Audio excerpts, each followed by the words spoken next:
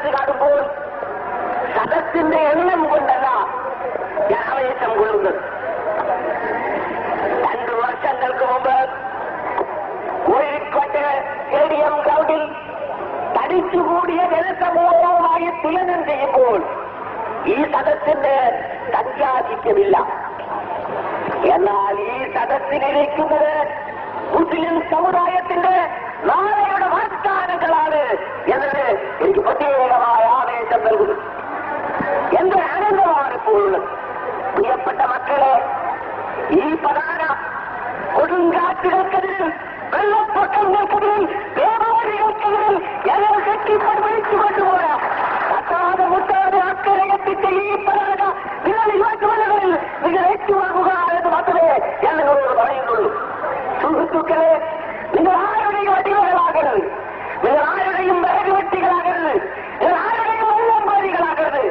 ലാ ഇലാഹ ഇല്ലല്ലാഹ് മുഹമ്മദുർ റസൂലുള്ളാഹ് എന്ന കലിമത്ത് തൗഹീദിൽ വിശ്വസിക്കുന്നത് ഒരു അവകാശമായി കരുതാത്ത ഒരു കാലഘട്ടത്തിന് വേണ്ടി, നല്ല നാളേക്ക് വേണ്ടി സ്കൂളുകളിലും കോളേജുകളിലും മുസ്ലിംകളുടെയും അഭിമാനത്തോടുകൂടി കടന്നു ചെല്ലുവാനും നിങ്ങൾ ഒഴിവ് ദിവസങ്ങൾ അനുഭവിക്കുവാനും നിങ്ങളുടെ പാഠപദ്ധതികൾ അംഗീകരിക്കുവാനും നിങ്ങളുടെ ഭാവി ബാധ്യതമാക്കുവാനുള്ള ഒരു നല്ല നാളേക്ക് വേണ്ടി മുസ്ലിം ലീഗിന്റെ പതാകയും കീഴിൽ MSFന്റെ കൊടിക്കുഴയും കീഴിൽ അടിനിരന്ന് അടിവെച്ചണിയണിയായി മുന്നോട്ട് പോകുക.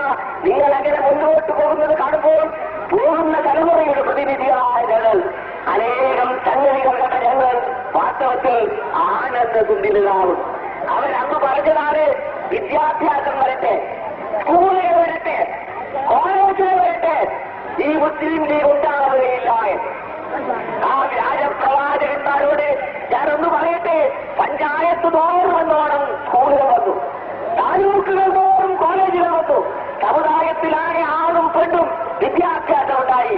മുസ്ലിം ലീഗിന്റെ ഒരു പോറൽ പോലും വെച്ചിട്ടില്ലെന്ന് മാത്രമല്ല, ഈ യുവതലമുറ നാളെയുടെ പ്രതീകങ്ങൾ ഇവിടെ MSFന്റെ കീഴിൽ അണിഞ്ഞിരിക്കുന്നു.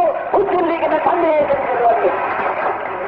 ഈ സമുദായത്തിലെ ഇന്നത്തെ തലമുറ മാത്രമല്ല, നാളത്തെ തലമുറയിൽ നിങ്ങളും നിങ്ങളുടെ മക്കളും മക്കളുടെ മക്കളും എല്ലാം ഈ കൊടിക്കീഴിൽ തന്നെ അണിഞ്ഞിരുന്നുകൊള്ളും എന്നതിൽ എനിക്ക് യാതൊരു സംശയവുമില്ല. ഒരു കാലം വരും, ഞങ്ങളത് കാണാനുണ്ടാകുമോ എന്ന് എനിക്കറിയില്ല. ഹിമാലയത്തിന്റെ കൊടുമുടിയിൽ നിന്ന് ഇന്ത്യൻ യൂണിയൻ മുസ്ലിം ലീഗിന്റെ പ്രസിഡന്റ് മുസ്ലിം ലീഗ് എന്ന് വിളിക്കുമ്പോൾ കന്യാകുമാരിയുടെ തീരത്ത് നിന്ന് ഈ പിടിച്ചക്കാരൻ സിന്ദാബാദ് എന്ന് വിളിക്കുന്ന കാലം വരുമെന്നതിന് യാതൊരു സംശയവുമില്ല. മുസ്ലിം ലീഗ് വിദ്യാഭ്യാസം കൊണ്ട് പിന്നോക്കം പോകുന്ന ഒരു സംഘടനയല്ല. ഗർഭിണിയായ ഒരു മുസ്ലിം മാതാവിന്റെ മുമ്പിൽ മുസ്ലിം ലീഗ് എന്ന് പറഞ്ഞാൽ ഗർഭത്തിലുള്ള കുഞ്ഞ് കൈ ചുരുട്ടിക്കൊണ്ട് സിന്ദാബാദ് വിളിക്കും എന്നതിൽ എനിക്ക് അദ്ദേഹം സംശയമില്ല. ആ സംഘടന വാസ്തവത്തിൽ നിങ്ങൾ വിചാരിച്ചത് പോലെയല്ല. അതിന്റെ കാരണമുണ്ട്. ഞങ്ങൾക്ക് പൊരുതുന്നത് ഈ പോയിപ്പോകുന്ന തലമുറയ്ക്ക് വേണ്ടിയല്ല, ഈ യുവതലമുറയ്ക്ക് വേണ്ടിയാണ്.